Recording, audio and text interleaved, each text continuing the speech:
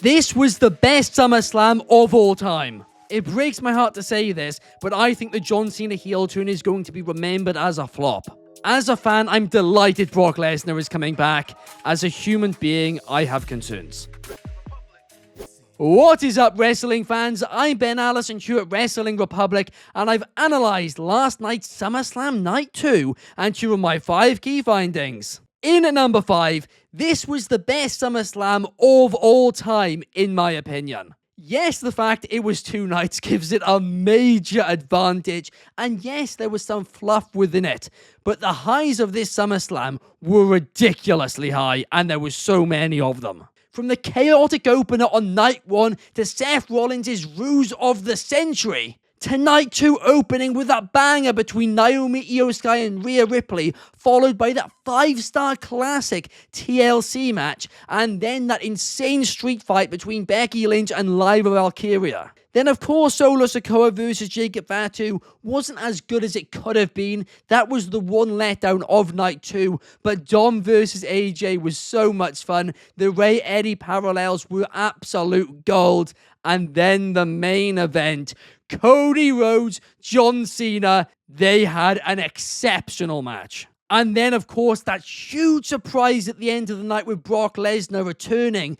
I mean, from top until bottom, from purely a product standpoint, this show was unbelievable. And I have watched every SummerSlam, and I don't think another one can come close to this. In at number 4, John Cena versus Cody Rhodes 2 made up for their flop of a match at WrestleMania 41. Their first match was slow, sloppy, and had a horrible ending, which almost ruined the entirety of WrestleMania 41. Coming out of it, everybody was complaining about that match, but boy, oh boy, did they deliver this time. This match had me drawn in from start until finish, on the edge of my seat. Every kick out, my disbelief was suspended. Were there a lot of kick outs? Yes. But at the same time, Super Cena has been kicking out of stuff like that for years and years. And now he is passing that torch to Cody. This is a situation where I don't actually have that much of an issue with the kickouts. Because again, it didn't draw me out the match. It didn't take me out the match. I was still loving it. I was hooked in. And right at the end, the Cody Rhodes salute. That was a hell of a moment. John Cena has passed the torch multiple times during his career. But this was the best one. In fact, honestly, this will go down as one of John Cena's best matches ever. In at number 3, I still don't think Cody Rhodes is turning heel anytime soon. Yes, Cody did a few heelish things during the match with John Cena, but I don't actually think that is teasing a heel turn. Because as much as I want to see a heel Cody, the fact is he's the biggest babyface they've had since prime John Cena. The guy is so over. Nobody else comes close. Nobody else comes close on merchandise, and nobody comes anywhere near close when it comes to selling merch to kids. So from a business perspective, I can't imagine Nick Khan and TKO ever giving the thumbs up to a Cody Rhodes heel turn until they have somebody who can step in his shoes. And right now, I don't know who that could be, and we are years away from it happening. So while creatively I would love to see it, and I think perhaps for the product is probably the right decision, at the end of the day, WWE is a business, and business-wise, it just doesn't make sense. But before we get into the top 2 key findings, could you guys do me 3 big favors? And that is like, subscribe, and comment your thoughts down below on last night's SummerSlam. I always love reading them. In at number 2, it breaks my heart to say this, but the John Cena heel turn is going to go down in history as a complete flop. Which sucks, as the heel turn itself was perfect. It was so good. But everything after it felt directionless, rushed, and just fell short. There was clearly no plan for it, and it became obvious really quickly. They never even properly explained why he turned heel. It always felt like he was playing a heel, and yes, there was some good moments, especially during the CM Punk part of the feud, but even still, I was really hoping this John Cena heel run would go down to the last day of his career, the last date where he just runs down the clock, he's about to escape with the WWE Championship, and Cody or somebody else takes the title off him and saves the company.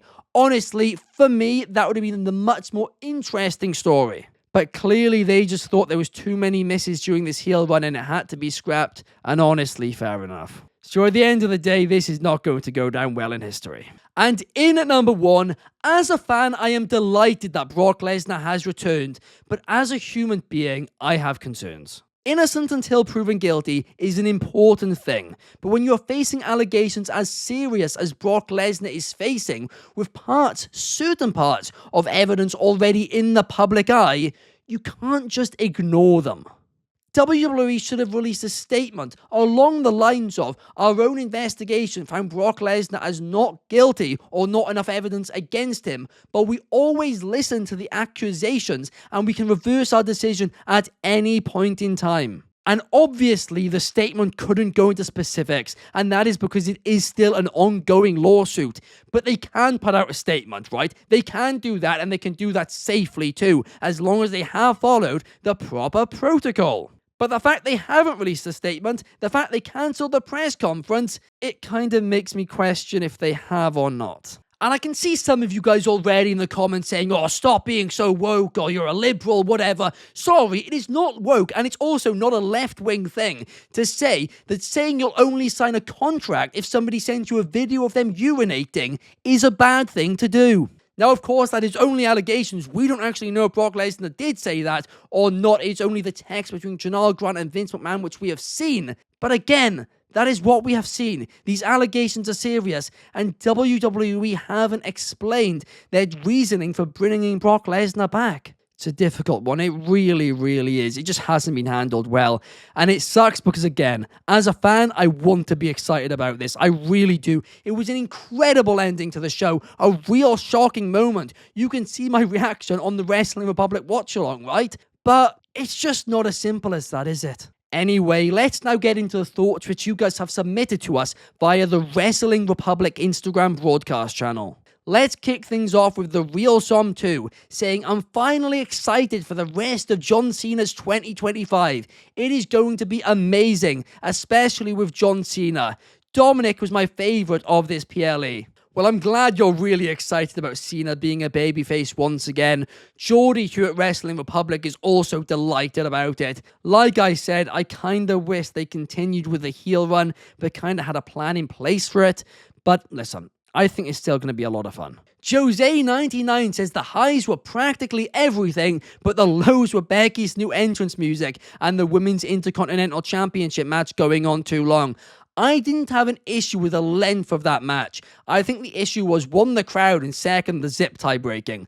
I mean, that kind of did take me out of it a little bit. And yeah, Becky's new entrance music is questionable. I think it's a really good song, but that doesn't mean it's a really good entrance song. LR___X2 says it was a great card, he's not going to lie. I hope you wouldn't lie. And he says that he was happy that Becky versus Lyra, and he was also thought that Naomi retaining and Dom retaining were both high points, but the low point was Cena losing. And then Caleb.Strachan.1 says the highs, everything else, the lows abandoning Cena's heel story right out of the gates. I know how you feel, Caleb. I'm feeling a similar way, but at the same time, that match was incredible, but it does just feel rushed and senseless like the rest of this story has. But that does bring us to the end of Allison Analysis for SummerSlam 2025. If you guys did enjoy, please like and subscribe, and make sure to comment your thoughts down below. I will be back tomorrow to give you my thoughts on Monday Night Raw. Have a fantastic day, guys. Peace.